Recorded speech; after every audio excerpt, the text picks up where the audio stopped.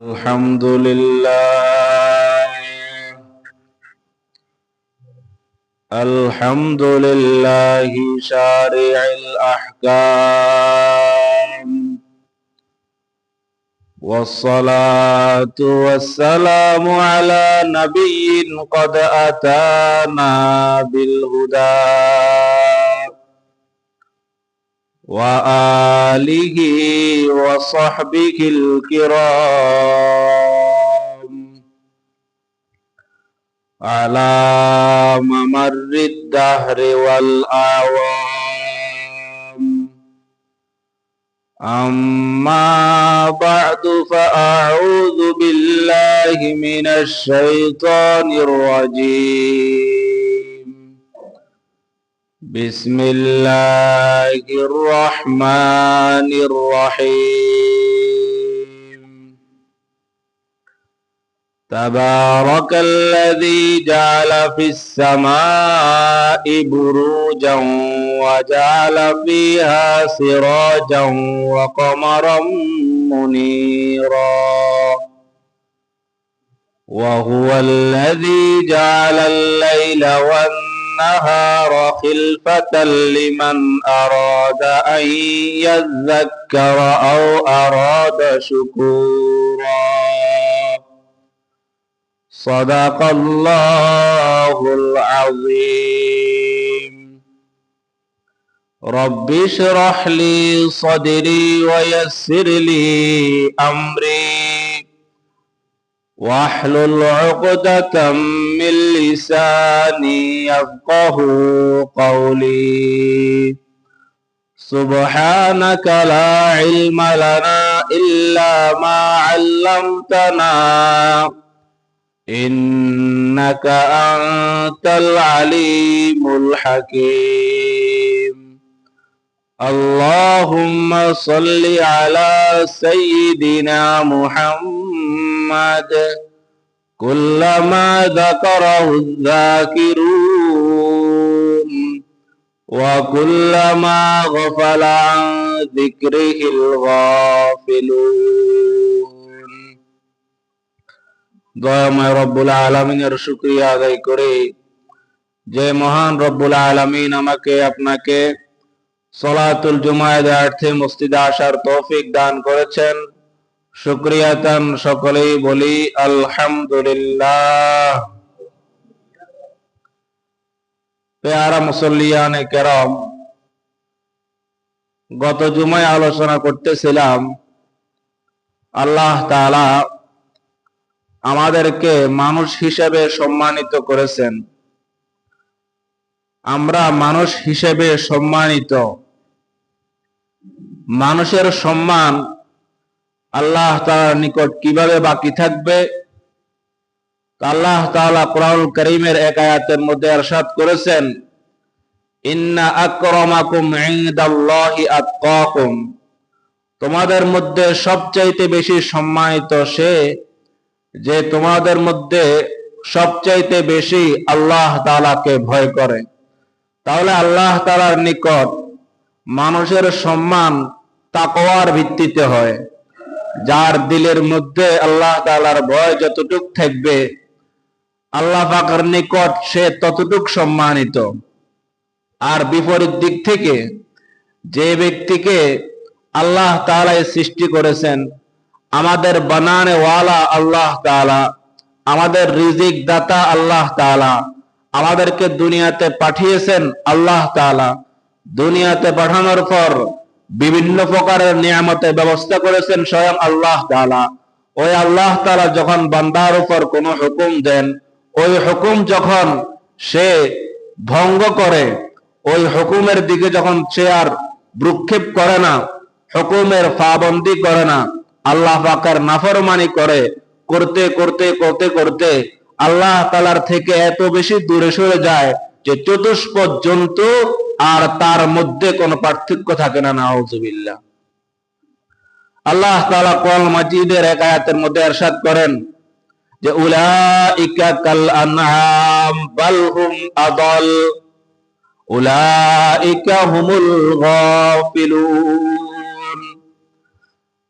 কিছু কিছু লোক আছে কিছু কিছু আল্লাহ পাকের বান্দা আছে যারা আল্লাহ পাকের নাফরমানের স্বাগতে এমন ভাবে ডুব দেয়, আল্লাহ পাকের হুকুম এমন ভাবে ভঙ্গ করা শুরু করে দেয়, গুনাহের মধ্যে এমন ভাবে নিমজ্জিত হয়ে যায়, তাকে তো আল্লাহ তাআলা সম্মানিত করেছে, কিন্তু সম্মান ধরে রাখার পরিবর্তে সে আল্লাহ তাআলা থেকে এত বেশি দূরে সরে যায়, আল্লাহ পাক বলেন তার মধ্যে আর চতুষ্পদ জন্তুর মধ্যে কোনো পার্থক্য থাকে না। নাউযুবিল্লাহ। উলাইকা কাল আনআম, বরং সে চতুষ্পদ জন্তুর মতো হয়ে যায়। বালহুম আদাল, আর কেউ কেউ তো আছে এত বেশি আল্লাহ পাকের নাফরমানি করে যে চার চাইতেও, চতুষ্পদ জন্তুর চাইতেও বেশি নিকৃষ্ট হয়ে যায়। নাউযুবিল্লাহ। তখন আল্লাহ পাকের নিকট অন্যান্য সৃষ্টি একটি পিপিডা, একটি পিপিলিকার দাম থাকে, কিন্তু মানুষকে যে আল্লাহ তাআলা সম্মানিত করেছেন আল্লাহ পাকের নাফরমানির কারণে, তার মধ্যে আর কোন প্রকার সম্মান বাকি থাকে না। নাউযুবিল্লাহ। পেয়ারা মুসল্লিয়ানে কেরাম, তাহলে আমার আপনার সম্মান আল্লাহ পাকের নিকট তাকওয়ার ভিত্তিতে হয়। মানুষ অন্য কোনো মাধ্যমে সম্মানিত হতে পারে না, অন্য কোনো মাধ্যমে দামি হতে পারে না। আল্লাহ তাআলা একমাত্র সম্মানের চাবিকাঠি হিসেবে আমাদের জন্য দিয়ে দিয়েছেন তাকওয়া, আল্লাহ তাআলার ভয়, আল্লাহ তাআলার ভয়। ছোট্ট একটি জীবন, এই জীবনের এক একটা মিনিট, এক একটা সেকেন্ড পরিবর্তন হচ্ছে। যে এক মিনিট আমার জীবন থেকে বিদায় নিয়েছে, ওই এক মিনিট আর কখনো ফিরে আসবে না। যে এক ঘন্টা আমার আপনার জিন্দেগি থেকে বিদায় নিয়েছে, ওই এক ঘন্টা আর কখনো ফিরে আসবে না।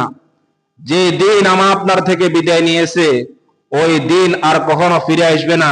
যেই মাসটা আমার আপনার থেকে বিদায় নিয়েছে, ওই মাস আর কখনো ফিরে আসবে না। যে বছরটা আমার আপনার জিন্দেগি থেকে বিদায় নিয়েছে, ওই বছর আর কখনো ফিরে আসবে না, ফিরে আসবে না। এই যে ডিসেম্বর আজকে 26 তারিখ, কয়েকদিন পরই 2025 সাল শেষ, নতুন একটা বছর, ইংরেজি বছর 2026 সাল শুরু হয়ে যাবে। এই একটি বছরে আমি কি পেলাম, কি হারালাম? 2025 আমার জিন্দেগিতে আর কখনো আসবে না। কিন্তু আমাদের সমাজের কিছু অসাধু মানুষ, যারা আল্লাহ পাক তাকে কোন জিনিসের মাধ্যমে সম্মানের প্রতিশ্রুতি দিয়েছেন, সে ওই জিনিসটা ভুলে গিয়ে বিপরীত দিক থেকে বিভিন্ন উৎসব, নববর্ষ, পয়লা বৈশাখ ইত্যাদির মধ্যে এমন ভাবে ডুবে যায়, সে মনে করে এটা আমার আনন্দের বিষয়, এটা আমার ফুর্তির বিষয়। নাউযুবিল্লাহি মিন যালিক।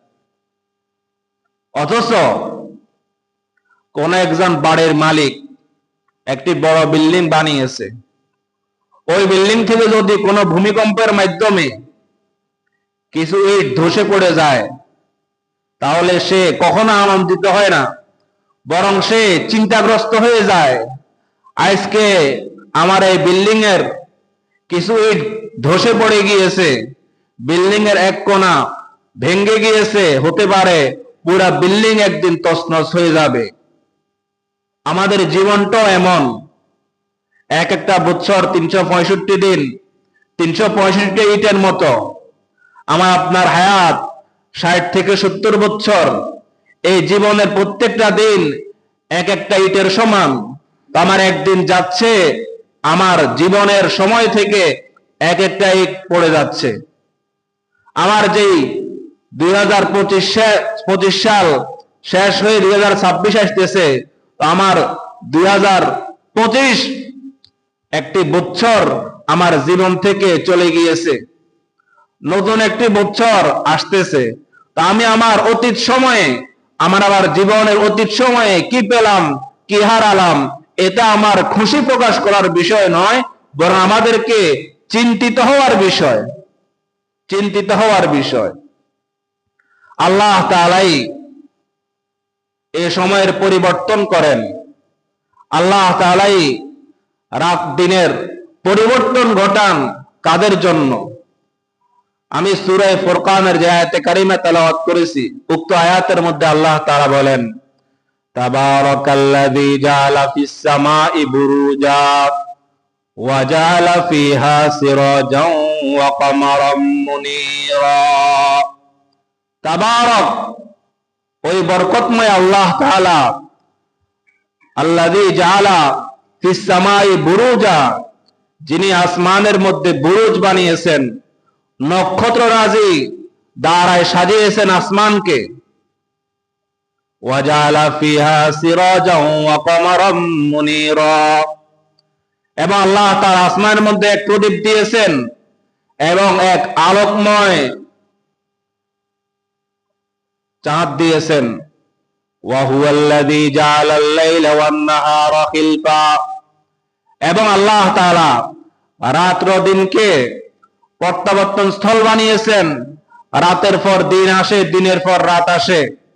এটা কে ঘটান? আল্লাহ তাআলা ঘটান। ওয়া হুয়াল্লাযী জাআলাল লাইলা ওয়ান নাহারা খিলফাতাল লিমান আরাদা আন ইয়াযাক্কারা আও আরাদা শুকুরা। এই রাত দিনের পরিবর্তন, রাতের পর দিন, দিনের পর আবার আরেক রাত্র আসে, এটা কাদের জন্য? লিমান আরাদা আন ইয়াযাক্কারা, ওই সমস্ত বান্দাদের জন্য যারা আল্লাহ তাআলাকে স্মরণ করতে চায়। আও আরাদা শুকুরা, এবং আল্লাহ পাকের কৃতজ্ঞতা অর্জন করতে চায়। তাহলে আল্লাহ তাআলা সময়ের পরিবর্তন, রাত্র দিনের পরিবর্তন, বছরের পরিবর্তন এই জন্যই ঘটিয়ে থাকেন যে বান্দা এর মাধ্যমে আল্লাহ তাআলাকে স্মরণ করবে, বরং এর মাধ্যমে সে আল্লাহ থেকে দূরে সরবে, আনন্দ ফুর্তি করবে। বিষয়টা এমন নয়, বরং আল্লাহ তাআলা এই রাত্র দিনের পরিবর্তন, বছরের পরিবর্তনের মাধ্যমে বান্দা এটাই চিন্তা করবে যে এই রাত্র দিন পরিবর্তন করেছেন আমার আল্লাহ তাআলা। এক বছর আমাদের থেকে নিয়ে গিয়েছেন আল্লাহ তাআলা, আরো একটি বছর আমাদের দান করেছেন আল্লাহ তাআলা। ওই আল্লাহর দিকে আমি ফিরে যাই, ওই আল্লাহর দিকে আমি ফিরে যাই। কিন্তু দুনিয়ার চাকচিক্য, দুনিয়ার নোংরা সংস্কৃতি আমাদেরকে আল্লাহমুখী হতে দেয় না, বরং আল্লাহ থেকে আমাদেরকে দূরে সরিয়ে দেয়। ইহুদি নাসারা, খ্রিস্টানরা, ইহুদিরা বিভিন্ন মুসলিম রাষ্ট্রকে বোমা মেরে ধ্বংস করে দিয়েছে। কিন্তু যে সমস্ত মুসলিম কান্ট্রিগুলোর মধ্যে উলামায়ে কেরাম বেশি, সে সমস্ত রাষ্ট্রে সহজেই তারা সরাসরি হস্তক্ষেপের মধ্যে ধ্বংস করতে পারে না।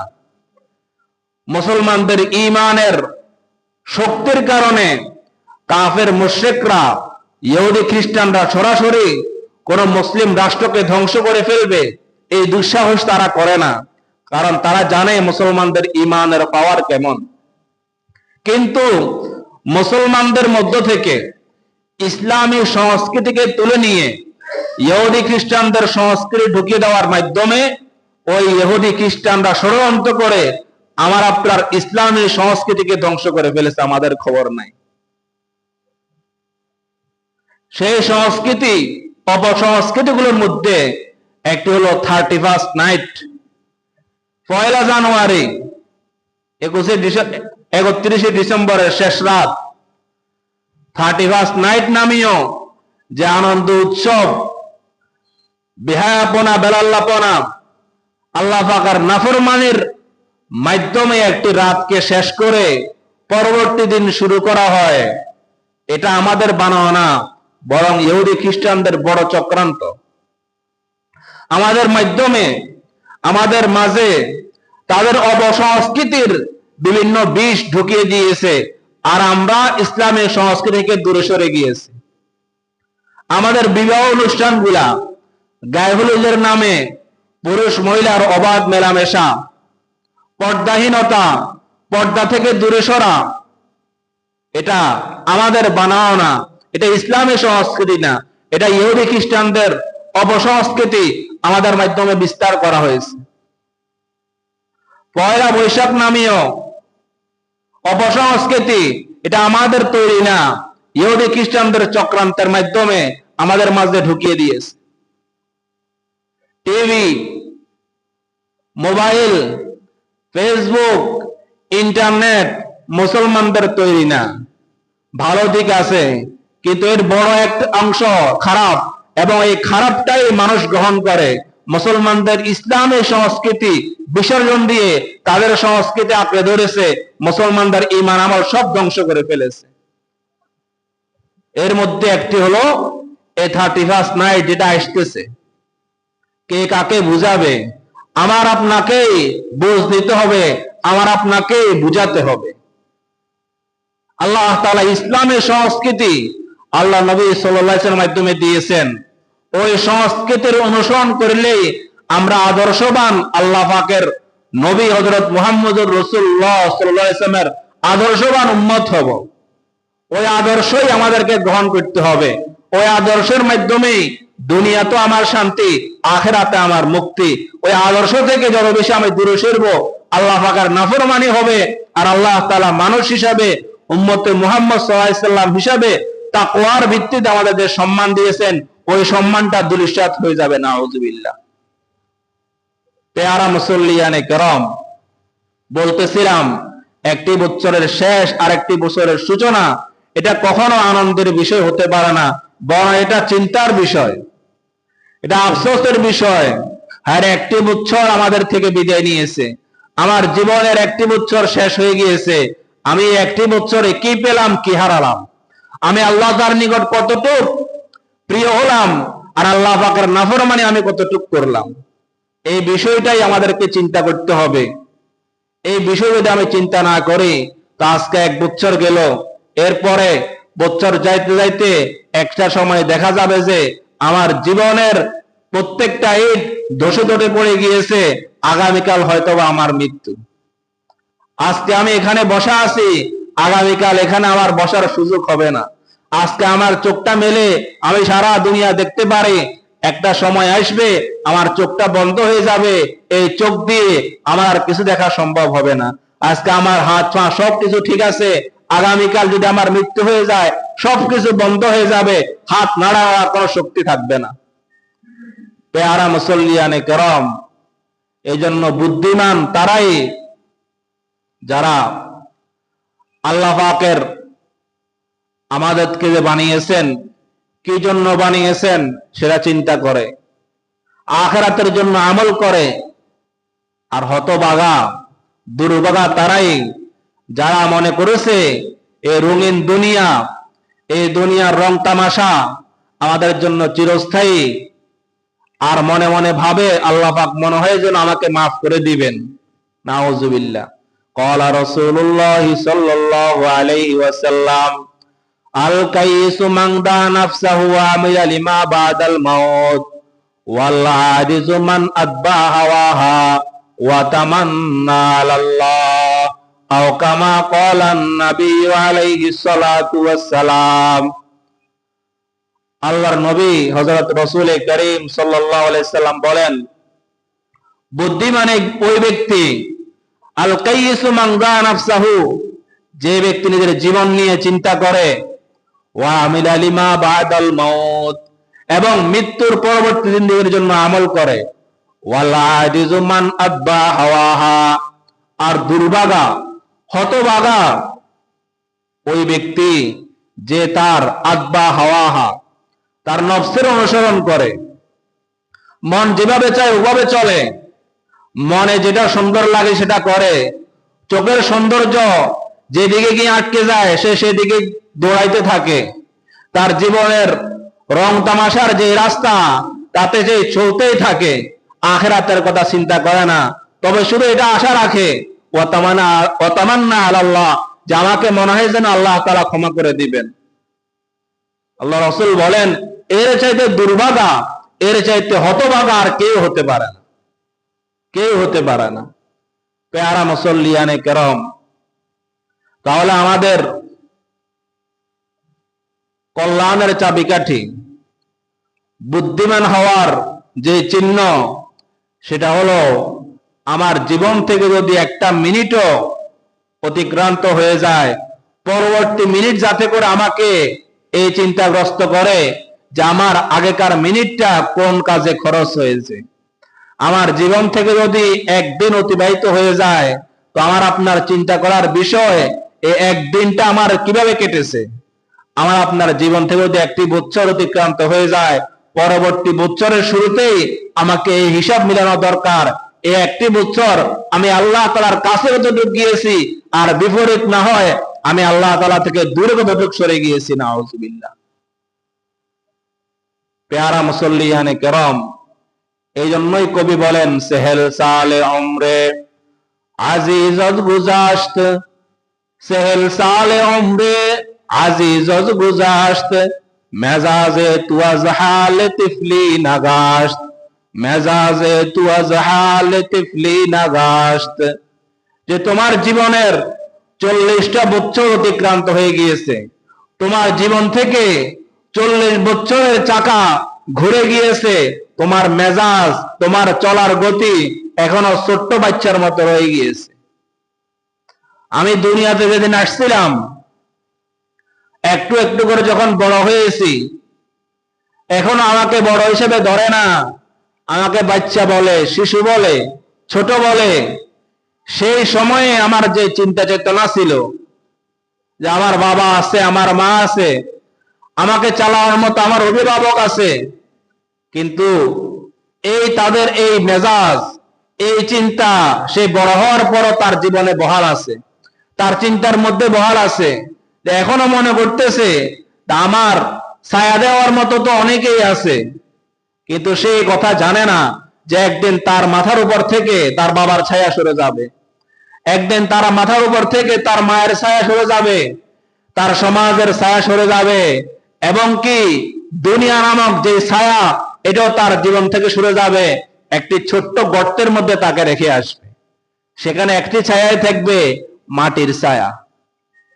সেই ছায়া আমার আপনার কোনো কল্যাণ কবরের মধ্যে করতে পারবে না। সেখানে আল্লাহ তাআলার রহমতের ছায়া লাগবে, সেখানে আল্লাহ তাআলার দয়ার ছায়া লাগবে। আল্লাহ তাআলা যদি রহমত করেন, আল্লাহ তাআলা যদি দয়া করেন, ওই আল্লাহ তাআলার রহমতের ছায়ায়, ওই রহমতের আলোয় আমার কবরটা আলোকিত হয়ে যাবে, না হয় কবরটা আমার অন্ধকারেই থেকে যাবে।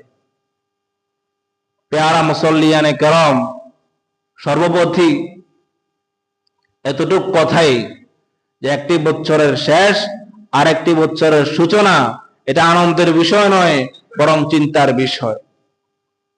আর অপসংস্কৃতি, ইহুদি খ্রিস্টানদের অপসংস্কৃতি আমরা আমাদের জীবনের সাথে মিশ্রণ করে ফেলেছি। পোশাক আশাকে আমাদের অপসংস্কৃতি ঢুকে গিয়েছে, এই জন্য ওই অপসংস্কৃতিকে বিসর্জন দিতে হবে।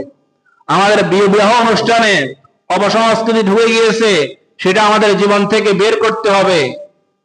আমাদের বাৎসরিক পরিবর্তনের মধ্যে অপসংস্কৃতি ঢুকে গিয়েছে, সেটাকে আমাদেরকে পরিবর্তন করতে হবে, সেটা আমাদের জীবন থেকে বের করতে হবে, বের করতে হবে।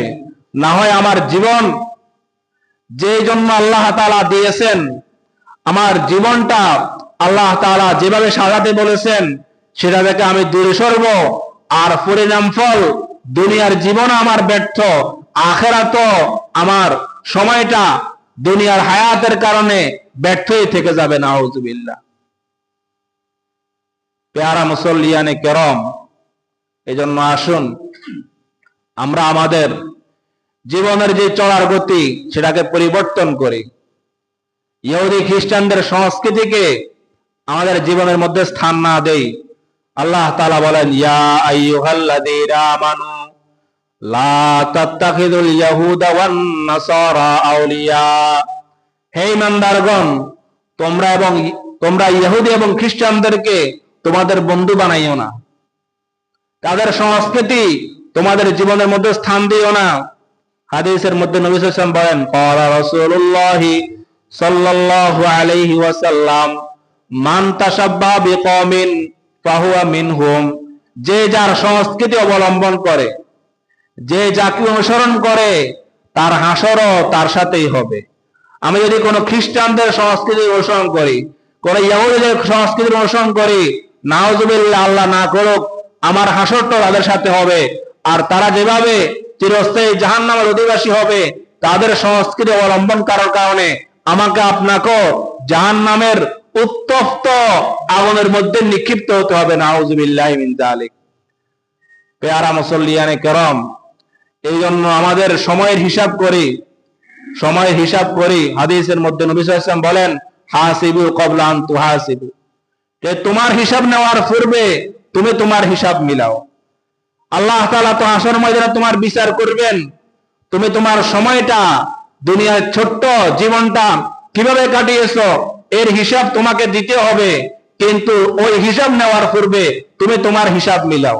তোমার এখন কয় বছর, তোমার অতীত সময়ে তুমি কি করেছো, নেক আমল কতটুকু করেছো, গুনাহের কাজ কতটুকু করেছো। এমত অবস্থায় যদি তুমি মারা যাও, তোমার জন্য কি কবর আলোকিত হবে না সাফ আর আগুনের গর্ত হয়ে যাবে, এই হিসাব তুমি মিলাও। এই জন্যই নবী সাল্লাল্লাহু আলাইহি ওয়াসাল্লাম দোয়া করতেন, আল্লাহুম্মা হাসিবনি হিসাবান ইয়াসীরা, আয় আল্লাহ হাসরের ময়দানে আমার হিসাবটা একটু সহজ করিয়েন। হযরত আয়েশা সিদ্দিকা রাদিয়াল্লাহু আনহা বললেন, ইয়া রাসূলুল্লাহ, সহজ হিসাব কি? আল্লাহ রাসূল বলেন, হে আয়েশা, সহজ হিসাব হলো আল্লাহ পাক কোন বান্দার থেকে কোন হিসাব গ্রহণ করবেন না, আর বলবেন যে আমি তোমাকে মাফ করে দিলাম, যাও জান্নাতে চলে যাও। সুবহানাল্লাহ। এটা হলো সহজ হিসাব। আর যার থেকে আল্লাহ তাআলা হিসাব নেবেন, এই হিসাব নেওয়াটাই তার জন্য কঠিন হিসাবে রূপান্তরিত হয়ে যাবে।